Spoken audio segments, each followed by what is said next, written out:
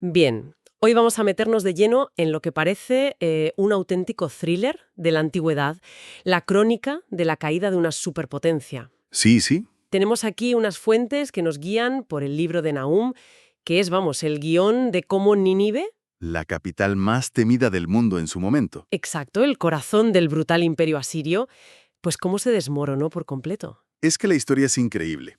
Tienes por un lado a este imperio, Nínive, una ciudad que era famosa por su crueldad casi artística. Sí. Y por otro lado a Judá, que era uno de los muchos pueblos que sufrían bajo su yugo.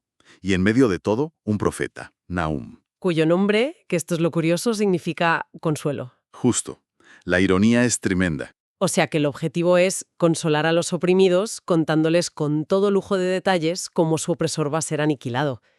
Suena intenso. Mucho. La justicia, la política y una poesía visualmente potentísima para narrar el fin de una era. Exacto. Y hay un contexto que es importante. Hace unos 100 años más o menos, otro profeta, Jonás, fue a Nínive, predicó, y la ciudad se arrepintió y se salvó. Ah, es verdad. Pero, bueno, parece que la lección no les duró mucho. Ahora han vuelto a las andadas y Nahum viene a decir que esta vez no hay segunda oportunidad. El crédito se agotó. Venga, pues vamos a meternos en materia. El libro arranca con el capítulo 1, que más que una profecía parece un himno, como una especie de declaración de principios sobre el carácter de Dios. Sí, Y lo primero que dice es que es Dios celoso y vengador. Son palabras que hoy, bueno, nos rechinan un poco, ¿no? Suenan muy humanas, casi a un defecto. totalmente. Es muy fácil malinterpretarlas si las leemos con ojos del siglo XXI. Pero la clave es entender a qué se refiere el texto. Claro. No habla de un celo posesivo o egoísta, como el de una persona. Habla de una pasión radical por la justicia y una defensa acérrima de su pueblo. Es un celo protector, no de envidia. Es la idea de que no va a tolerar la injusticia contra los suyos. Eso es. Un celo a favor de, no en contra de.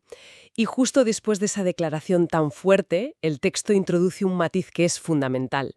Dice que es tardo para la ira y grande en poder. Ahí está la tensión que recorre todo el libro. Su paciencia, el ser tardo para la ira, no significa que sea indiferente o débil. Al contrario, Claro. es una paciencia que nace del poder. Da tiempo, como se lo dio a Nínive con Jonás, pero esa paciencia tiene un límite. Y cuando ese límite se cruza, el juicio es inevitable y absoluto. O sea que su paciencia no debe confundirse con impunidad. Para nada. Y para dejar claro ese poder, el texto utiliza unas imágenes cósmicas que son espectaculares. Habla de que seca el mar, agosta los ríos, hace temblar las montañas. Básicamente está diciendo que la propia naturaleza no puede hacerle frente. El argumento es demoledor. Si la creación entera se somete a su poder, ¿qué opciones tiene una ciudad, por muy altas que sean sus murallas? Es una forma de poner en perspectiva la arrogancia de Nínive. Y en medio de toda esa descripción de poder abrumador, de tormenta, de destrucción, el texto se detiene en el versículo 7 y cambia el tono por completo. Jehová es bueno, fortaleza en el día de la angustia, y conoce a los que en él confían. Es increíble el contraste. Brutal. Es como en comprar un refugio antiaéreo en mitad de un bombardeo. En un momento te describe un poder capaz de remodelar el planeta y al siguiente te ofrece un abrazo. Esa es la dualidad central. El texto sugiere que la experiencia que uno tiene de Dios depende enteramente de la relación que tenga con Él, ¿sabes? Para el opresor soberbio, que confía en su propia fuerza, es un fuego consumidor. ¿Y para el oprimido? Para el oprimido que busca refugio en Él, es una fortaleza inexpugnable. Es la misma tormenta, pero vista desde dentro del refugio o desde fuera. Y a partir de ahí la profecía ya se enfoca directamente en Nínive. Menciona algo muy concreto, una inundación impetuosa que acabará con la ciudad. Sí. Y aquí es donde la historia y la profecía chocan de una forma alucinante. A ver, la ciudad de verdad cayó por una inundación que derribó las murallas. Suena demasiado perfecto, casi como Como una leyenda que se creó después para que encajara, ¿no? eso. Es una pregunta muy pertinente. Las fuertes que manejamos indican que historiadores antiguos, como el griego Diodoro Sículo, por ejemplo, recogen esta tradición. Obviamente no podemos confirmarlo al 100% con la arqueología moderna, pero la idea... La idea es potentísima. Claro, la idea de que el río Tigris, que era su fuente de vida y su defensa, se convirtiera en el agente de su destrucción. Es una ironía que el texto explota al máximo. La propia fortaleza se convierte en la debilidad fatal. Y el capítulo termina volviendo a la idea del consuelo para Judá.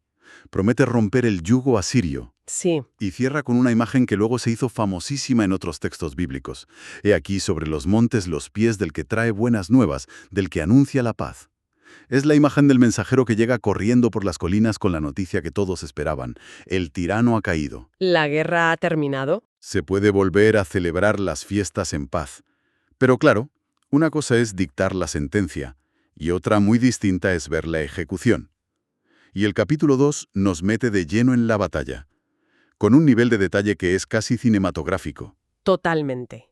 Si el capítulo 1 era el tribunal, el 2 es la película de acción. La descripción es increíblemente gráfica. Sí, lo es. Empieza hablando del ejército invasor, una coalición de medos y babilonios, y dice, el escudo de sus valientes estará teñido de rojo, sus varones de escarlata, rojo por todas partes. Y ese detalle del color rojo es muy potente. No solo era el color que al parecer llevaban los soldados medos, sino que es un presagio visual evidente de la masacre que está a punto de ocurrir. El profeta te está pintando la escena antes de que suceda. Describe un caos absoluto. Carros de guerra que parecen antorchas o relámpagos cruzando las calles. Se siente el pánico, la confusión. De los defensores que se atropellan unos a otros. Y de nuevo, vuelve a un detalle profético que ya no sonaba de antes, ¿sí? El versículo 6 que dice, «Las puertas de los ríos se abrirán». Esto conecta directamente con la inundación impetuosa del capítulo anterior. La profecía se va cumpliendo ante nuestros ojos. Exacto. La defensa natural de la ciudad, sus compuertas para controlar el río, se convierten en la brecha por la que entra el enemigo. Hay una imagen muy personal en medio de la batalla que habla de una tal Uzab, que podría ser la reina o una estatua de una diosa, siendo llevada al exilio mientras sus sirvientas gimen como palomas. Le pone rostro a la derrota, la hace humana. Humana y humillante. Y después de eso, el saqueo. Claro. Nínive era el centro financiero del mundo antiguo. Estaba llena de tesoros que había robado a docenas de naciones. Y Nahum la compara con un estanque lleno de agua que de repente se rompe. Y el agua, o sea, la riqueza, la gente, se escapa en todas direcciones. Los generales gritan, «¡Deteneos! ¡Deteneos!», pero el pánico es tal que nadie hace caso. La disciplina se evapora. Y en medio de esa descripción hay un juego de palabras en el hebreo original que es fascinante. Sí, para describir la desolación total, Nahum usa 3 palabras que tienen un sonido casi idéntico. Es un recurso poético muy potente. Buka, mebuka, umebuyaga. Es casi como un eco que se apaga. Justo. Se traduce como vacía, agotada y desolada. Después de todo el ruido y la furia de la batalla, solo queda el silencio y el vacío. Tengo que decir que la metáfora que viene ahora me parece una genialidad. Asiria se veía a sí misma como el león, el rey depredador. Sí, sus palacios estaban llenos de relieves de leones. De caza de leones para demostrar su poder. Y Nahum coge ese mismo símbolo de orgullo nacional y se lo restriega por la cara. Es una burla directa. Lanza una pregunta retórica. ¿Dónde está la guarida de los leones? El lugar desde donde salían a cazar y aterrorizar al mundo entero. Ya no existe. Ha sido destruido. Es una justicia poética perfecta. Usar su propio símbolo para anunciar su fin. Es brillante y demoledor. Y el capítulo termina con la frase más aterradora que una nación podría escuchar en aquel entonces. Sin duda. La voz directa de Dios diciendo, «Heme aquí contra ti», dice Jehová de los ejércitos. Como bien señalan nuestras fuentes, para una superpotencia mundial no había un enemigo más temible. Es la declaración de que el juego ha terminado. Se acabó. Claro, y después de ver esta destrucción tan brutal, esta aniquilación casi total, la pregunta es obvia. ¿Por qué? ¿Qué habían hecho para merecer un final tan absoluto? Pues de eso va precisamente el capítulo 3. El capítulo 3 es la justificación moral del juicio. Responde al por qué, y no se anda con rodeos, ¿eh? Empieza con una sentencia directa. «Ay de ti, ciudad sanguinaria». La causa principal, Su violencia sistémica. El texto dice que está llena de mentira y de rapiña. No eran solo conquistadores, eran explotadores crueles. El lenguaje vuelve a ser muy sensorial. Se habla del estruendo de látigo y el estrépito de ruedas. Se oye el sonido de una sociedad militarizada, siempre en movimiento. Siempre conquistando, siempre oprimiendo. Y aquí aparece otra metáfora potentísima para describir su política exterior. Compara a Nínive con una prostituta muy hermosa y seductora. Que atraía a las naciones con promesas. Claro, de alianzas, de comercio, de seguridad, pero una vez que las tenía en su poder, las esclavizaba y las explotaba. Una trampa de miel diplomática. Y el castigo que anuncia Dios es proporcional a esa imagen. Dice que va a levantar sus faldas, a desnudarla delante de todo el mundo. Va a exponer públicamente toda su corrupción. Sus tratados falsos, su crueldad, la vergüenza pública como castigo. Exacto. Es la humillación total. Que todos vean lo que realmente era detrás de su fachada de poder y esplendor. Y para rematar, ¿Sí? les pudiera quedar, Nahum usa un argumento histórico que ellos, los asirios, entenderían a la perfección. Les lanza una pregunta directa. ¿Eres tú mejor que Tebas? Y claro, para nosotros hoy, Tebas es una ciudad de las películas de Indiana Jones, pero en aquel momento, En aquel momento, Tebas, que el texto llama por su nombre egipcio, no Amón, era el equivalente a Nínive. Había sido la capital de un imperio, una ciudad legendaria, considerada inexpugnable, el gran monstruo del sur, protegida por el Nilo y con un montón de aliados. Y la clave es, ¿quién había conquistado la inexpugnable Tebas unas décadas antes? Los propios asirios. Fue una de sus mayores victorias. Están usando su propio currículum militar en su contra. Es un argumento demoledor, de una inteligencia brutal. Les está diciendo, ¿recordáis vuestro mayor momento de gloria, cuando destruisteis una ciudad que todo el mundo creía invencible? Pues bien, ¿qué os hace pensar que a vosotros no os puede pasar lo mismo? Desmonta por completo su complejo de superioridad y su falsa sensación de seguridad. Totalmente. A partir de ahí, el tono se vuelve casi sarcástico. Las metáforas que usa para describir su inminente colapso son humillantes. muchísimo. Dice que sus fortalezas son como higueras con higos maduros. Basta sacudir un poco el árbol para que caigan en la boca del que quiere comer.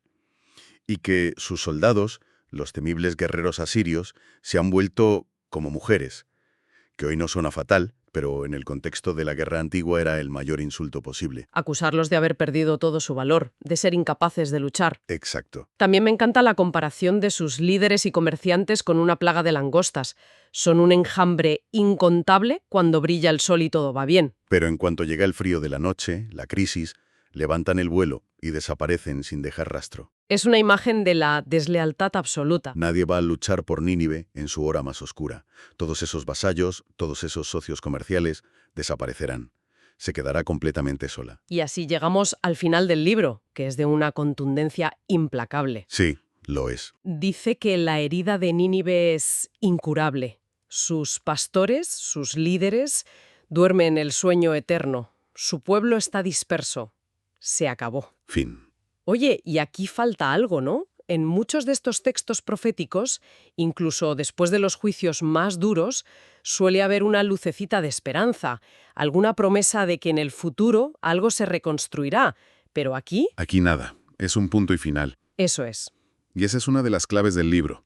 La condena es absoluta y definitiva. No hay promesa de restauración para el sistema asirio. El mensaje es que hay acciones. Hay una maldad continua cuya única consecuencia posible es el fin, sin más. Y la frase final del libro lo subraya de una forma que te hiela la sangre. Sí. Todos los que oyeren tu fama batirán las manos sobre ti, porque sobre quién no pasó continuamente tu maldad. Es tremendo. No hay nadie que llore su caída. Al contrario, el mundo entero aplaude. Un final de soledad absoluta provocado por su propia crueldad. Es el silencio después de los aplausos. La nada. El fin de la historia para ellos. ¡Qué viaje! Hemos pasado de una declaración casi teológica sobre la justicia en el capítulo 1 a una crónica de guerra brutal en el 2 para terminar con la justificación moral, el porqué de todo, en el 3. Es una estructura demoledora. Si tuviéramos que destilar las ideas clave de todo esto, creo que serían tres. La primera, La soberanía de una justicia superior por encima de las potencias mundiales, por muy invencibles que parezcan en su momento. Claro. La segunda, la certeza de que esa justicia, aunque a veces parezca lenta, acaba llegando. Y la tercera, que es la más inquietante, es que la opresión y la crueldad sistemáticas tienen fecha de caducidad. Hay un límite que no se puede traspasar indefinidamente. Y todo esto, Que es un texto durísimo. No podemos olvidar que su propósito original era ser un mensaje de consuelo, de esperanza, para los que estaban sufriendo. exacto. La caída del opresor es el principio de la libertad para el oprimido. Y eso nos deja con una pregunta interesante para reflexionar. Algo que el texto no responde directamente, pero que sin duda provoca. A ver. En un mundo donde siguen existiendo entidades y sistemas poderosos que operan mediante la explotación o la opresión, ¿dónde se traza la línea hoy en día? ¿Cuál es el umbral que separa un ejercicio de poder, digamos legítimo, o simplemente duro, de esa maldad continua que, según Nahum, merece una condena universal y el aplauso del mundo cuando cae? ¿Cómo definimos esa frontera en nuestro tiempo? Buena pregunta.